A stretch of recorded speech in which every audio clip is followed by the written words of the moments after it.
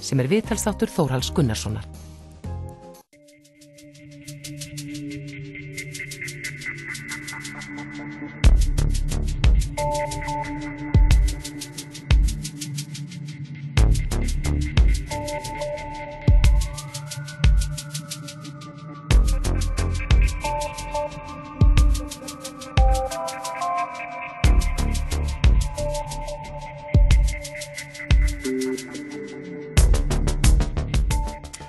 Páll Skúlason, prófessor, velkomin. Þakka þér fyrir. Mig langar að biðja þig að taka þér nokkuð erfitt verkefni. Mig langar að biðja þig að sálgreina heila ríkisstjórn. Mig langar að biðja þig að reyndar að sálgreina 63 þingmenn og forystu með stjórnmálaflokka. Og spyrja þig bara hreinlega hvernig stendur á því að þessi hópur getur ekki komið sér saman að leysa bráðustu vandamál þjóðarinnar og til dæmis skulda vandamál einstaklinga og fyrirtækja.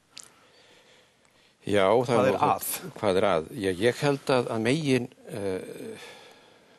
lösturinn, ég má orða það svo, og kannski megin þrándur í götu þess að ríkisstjórnin og Alþingi sé að gera það sem þau ættu að vera að gera, er svo að við höfum tæmið okkur Íslendingar að stunda stjórnmál með afskaplega vondum hætti. Og þetta er ekkert nýtt, við erum búin að gera þetta áratugum saman og þetta hefur versnað og er núna að mínum dómi orðið gjörsamlega óviðunandi.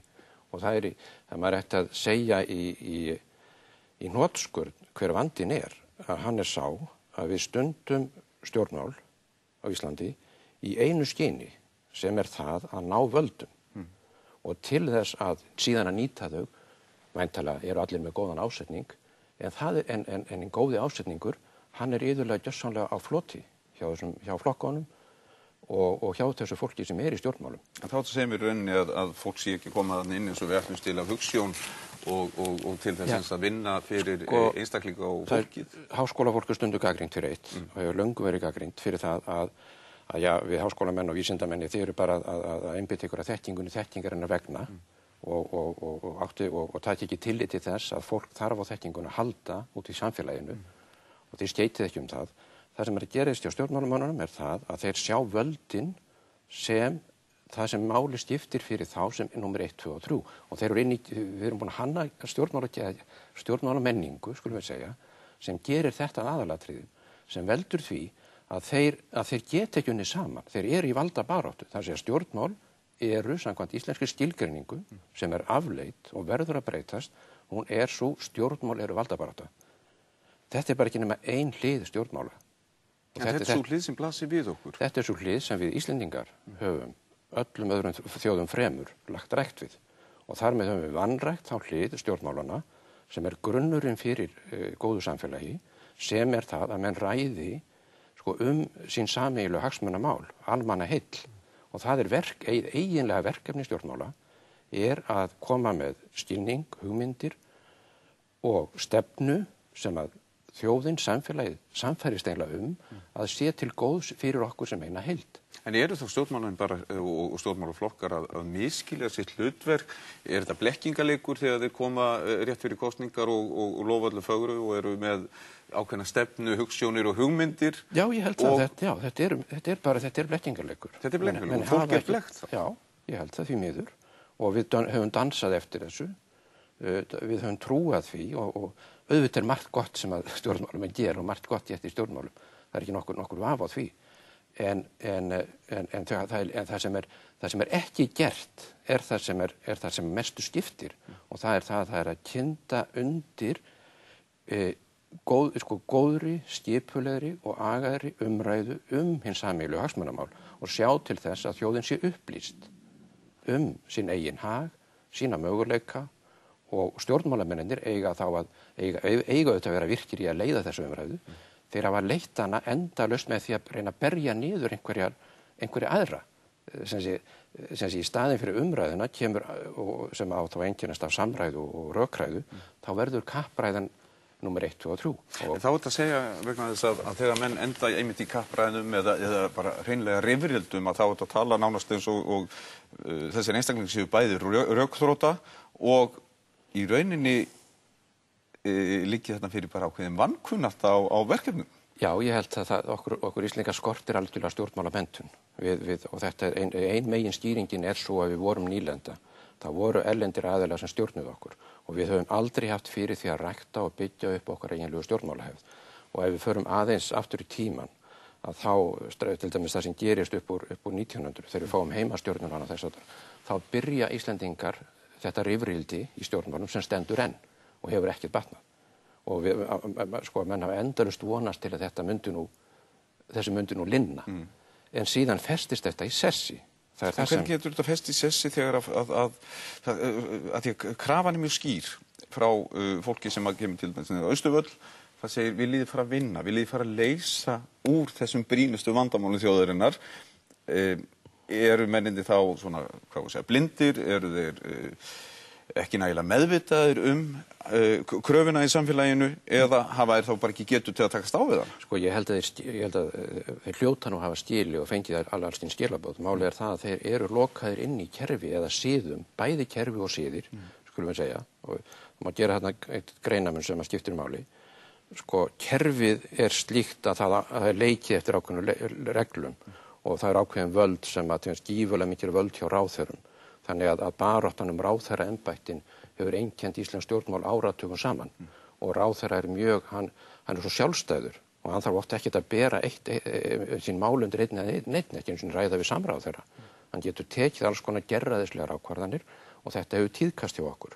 Þannig að kerfið býður upp á þessa baráttum völdin. Síðan eru ósiðirnir, þessi djúpstæðu ósiðir í umræðunni, eða skorturinn á rökræðu siðunum. Og þarna einkennist okkar, held ég, því miður okkar stjórnmála ómenning, ég morða það svo, af því að við vorum alltaf með þetta erlenda vald.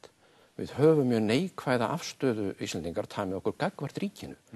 Það gagnvart þessari sameign okkar, þessu opinbera sem verkfæri okkar til að reyna að tryggja góð lífsskilyrði í landinu og þroska barnana okkar og þess að þá erum við með neikvæða afstöðu og telum að þetta í þarna séu nú menn bara að maka krókinn og ekki að vinna sitt verk og svo framvegis.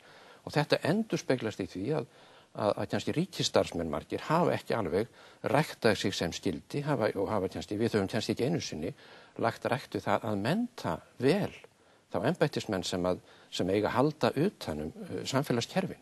En þá komum við að því, embættismennir, það eru þeir einstaklingar sem að stjórnmálamenn ráða til starfa, sem eiga að hafa ákveðna sérþekkingu og getu og færni til þess að takast á við þessi flóknu mál sem að ráðherra og þingmaður þarf ekki endilega að vera menntaður til.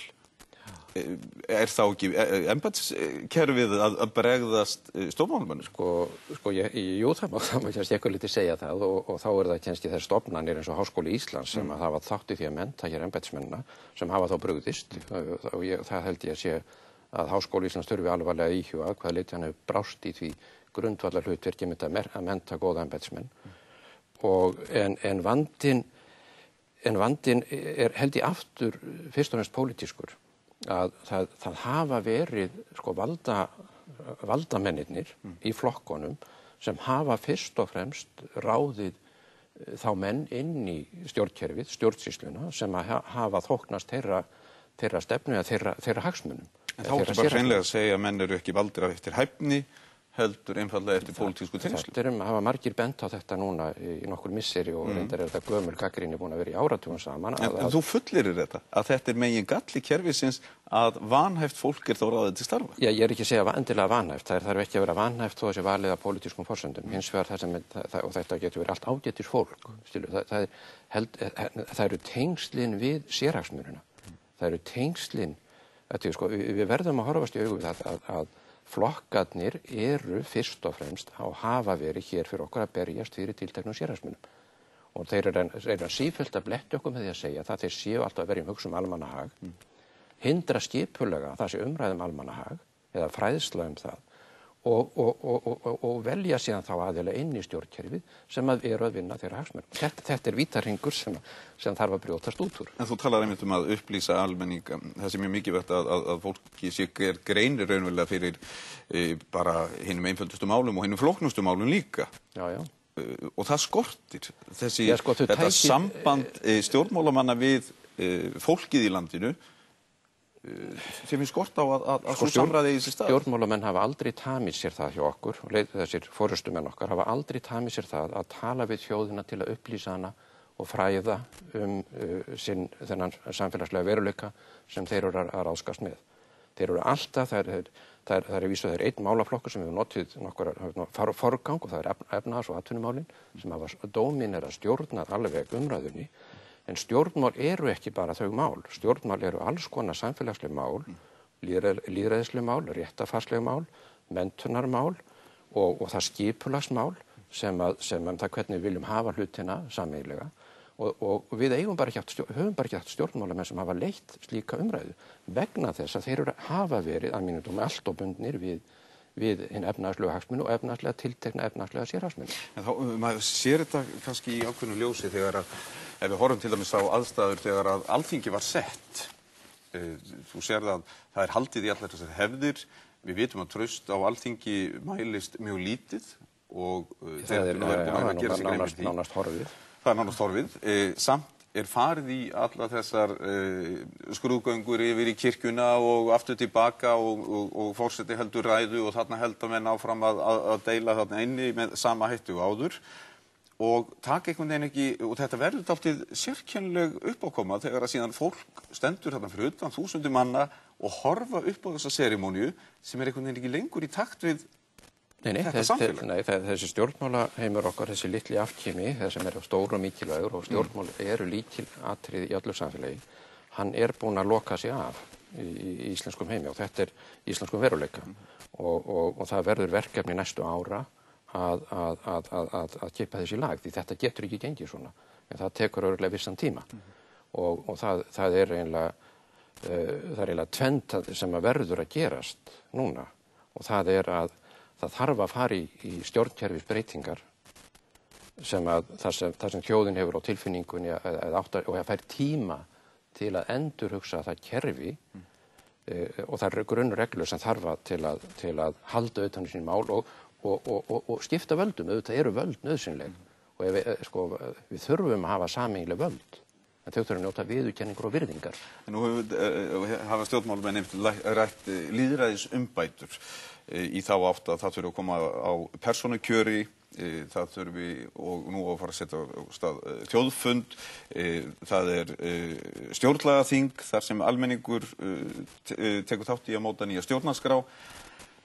Er þetta sönn valdatæki sem verið að færa til fólksins eða er þetta blekkingalegur?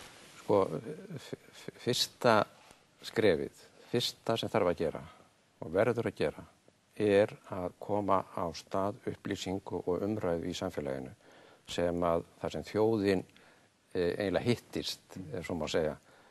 Og það gerist held ég ekki bara með því að kalla menn á þjóðfundi eða skipa menn í nefndir og keyra upp á þing eða málfundi eins og svo framvegis. Það gerist ekki þannig. Það gerist, eina tæki okkar til að leiða þessa þjóðmála umræðu sem við þurfum að hafa, það er sjónvarpið. Það er staðurinn í dag þar sem að samfélagið fólkið hittist. Það eftir til að fá ár þá hverfur sjónvarpið, verður internetið eða eitthvað sem verður.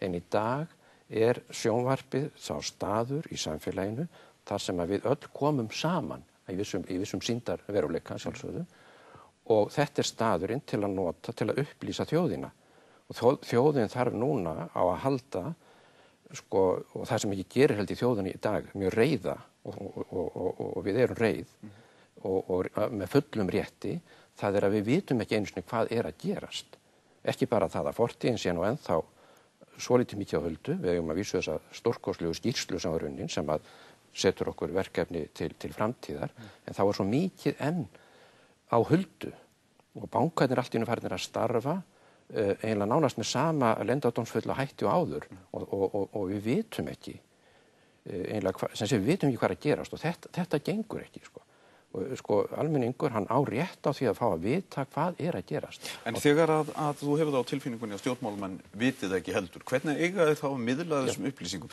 Þú sér að það var talað mjög fallega komið nýju orð fram eins og gegnsæi, hversu mikið það væri. Þetta er orðið nánast útjaskað orð og orðið hlægilegt. því að þú veist ekkert hvað er að gerast inn í þessu bönkum og allra síst ríkisbankanum sjálfum. Þú hefur ekki tilfinninguna að þeir hafi nokkra sýn eða stefnu stjórnmálumenn varðandi bankana sem þeir eru nánast búnir að afhenda tvo þeirra og eru stjórnlausi með þann þriðja. Við eigum bara hæfileika fólk sem hefur alveg getu og hæfileika og kunnugt og við eigum það í fjölmiðlunum, í ráðuneytunum, í háskólunum til þess að fara í saumana á þessum málum. En þetta er svo falleg sýn sem að þú nefnir þarna, en á sama tíma rétt áðan nefndur það að stjórnmálumenn velja einstaklinga sem að eru þeim þóknanlegir umverulega og þá segir maður hvaðan á þetta vald að koma. Valdið kemur umverulega þar sem að fólk boðið til þjóðfundar, það skipulagt að ríkisstjórn.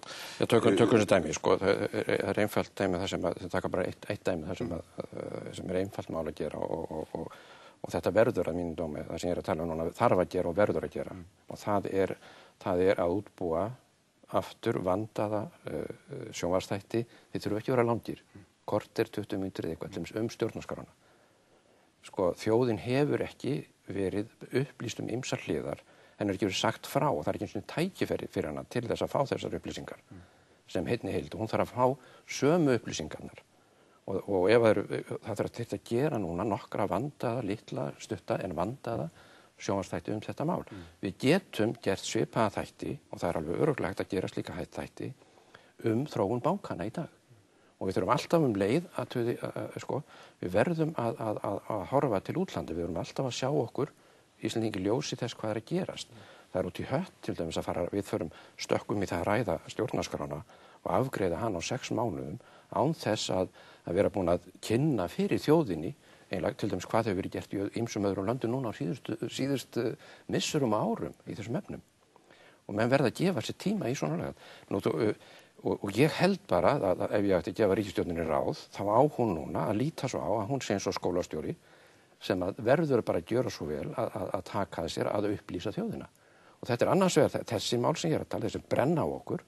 Í öðru lagi, það er annar málaflokkur sem er gífurlega mikilvægur þarna og það er bara upplýsingin kerfin.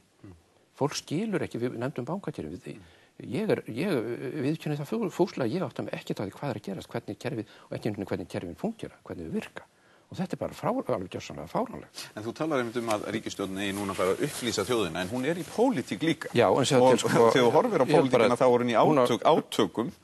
Já, ef þeir geta held ég ekki sameinast neitt, þeir sem eru á þinginu valdamenninni vegna þess að þeirra köllun, þeirra hlutverk er valdabarátta og það koma kosningar og ef þeir gefa eitthvað eftir þarna og svo framvegis þá veit þeir ekki hvað gerist. Þannig að þeir eru eins og, þannig ef þeir getur sameinast eitthvað þá ættu þeir að sameinast það að núna að setja á laggirnar einhvers konar eða fela bara sjónvarpinu, skulum við segja, það er hérna í sjónvarpinu bara, að skipulega gera litla, góða fræðsluþætti þessi málefni sem á henni brenna, sem brenna á henni hér og nú, sem að koma til að brenna á næstu árum, við vitum það alveg hver þau mál eru, og líka það hver eru stóru málin til framtíðar.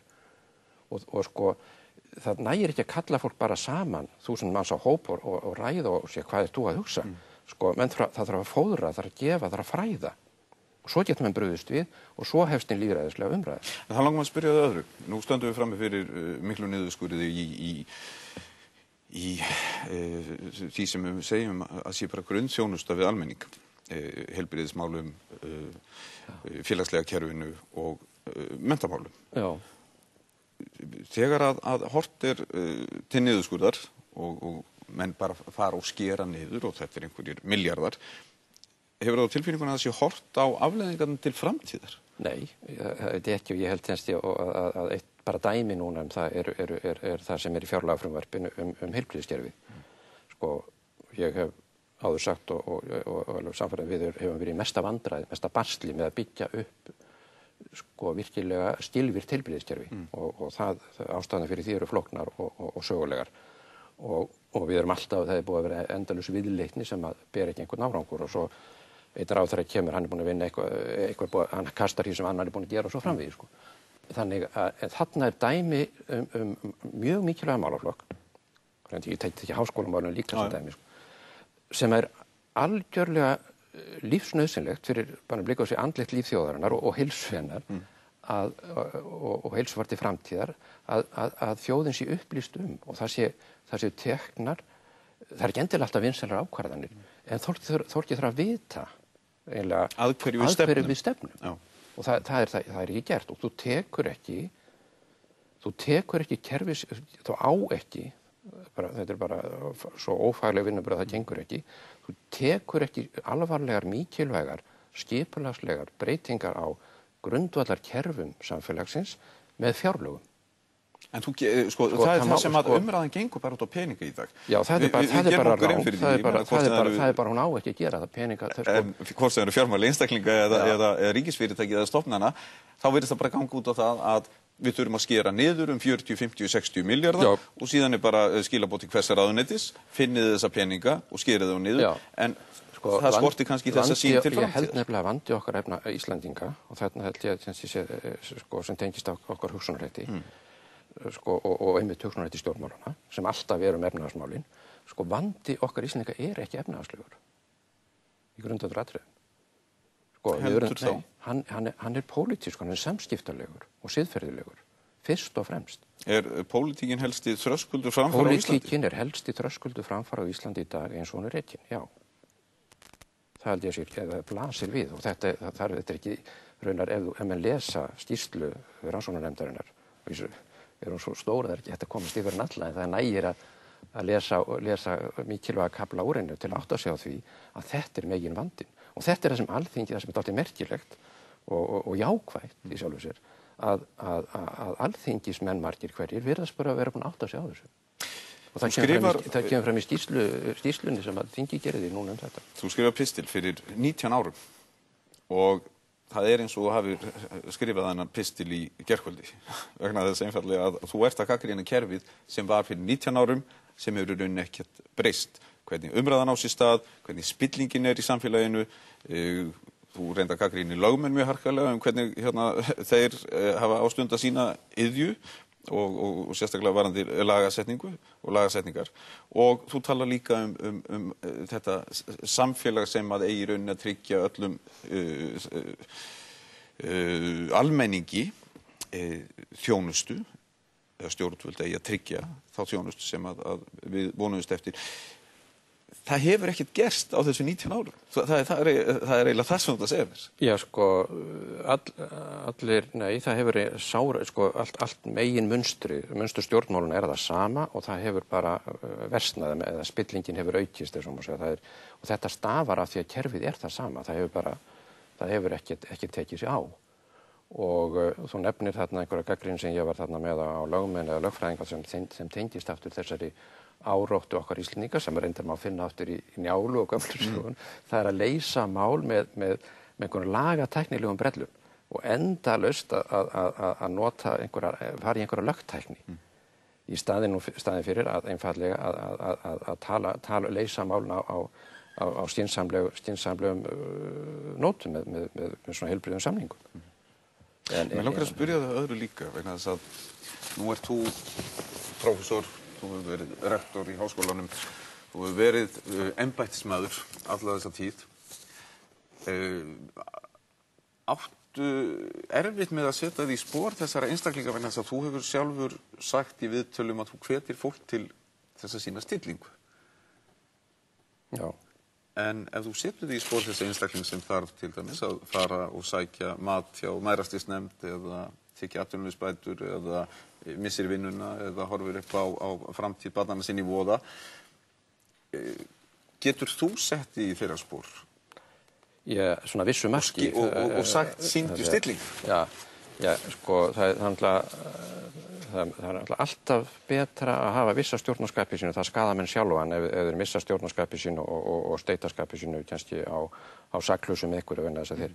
Þannig að það er mjög mikilvægt að reiðin beinist á í réttan farveg og að réttum aðila og hún fái útrás við réttar kringumstæður. Þannig að reið er fullkomlega heilbrigð tilfinning og fullkomlega réttmætt og ég skil mjög vel reiði mjög margra og reiði okkar, þannig að við mörgurum reiði í dag að við sjáum að stjórnmála liðið á Alþingi er ekki að vinna sína eða gera núna það sem þarf að gera, núna þarf það að breytast og það er eitt að reiðan að sjá það að tækifærin til þess líka að gera eru þarna.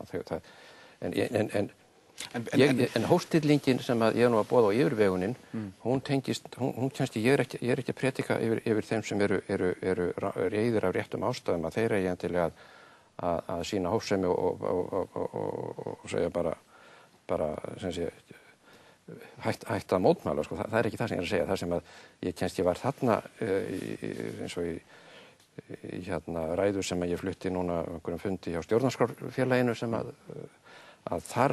það sem ég var þar að gagnrýna, það er þessi vanstilling okkar Íslendinga sem að er fólgin í því að vaða áfram í framkvæmdum.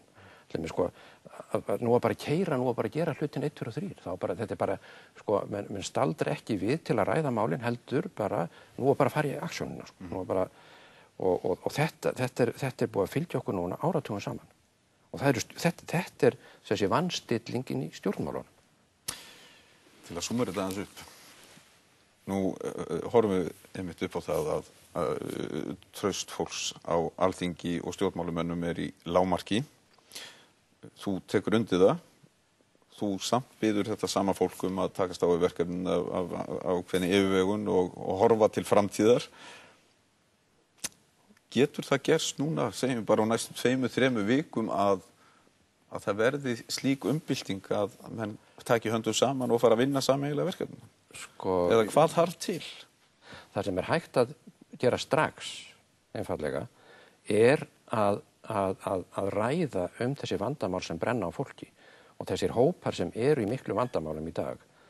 Það hlýtur að vera hægt að finna þá og þeir eru kannski ljósir fyrir og stjórnvöld eða embættismenn eða aðrir sem eru til þess bæri, þeir eiga að geta að tala við þetta fólk og upplýsta og leið okkur hin.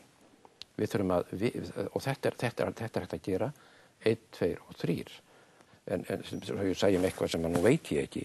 Mín tilfinning er svo að þetta er eitthvað sem að aðrir geta sagt og þetta eiga á fólk að vita niður í ráðuneytum, á að vita þetta í bönkunum, á að vita niður á Alþingi, að það er sá hópur, samfélagshópur í dag sem er trúlega í mestu vandræðunum og sem þarf þá að finna, það er fólk á aldrinu 20 til 35-40.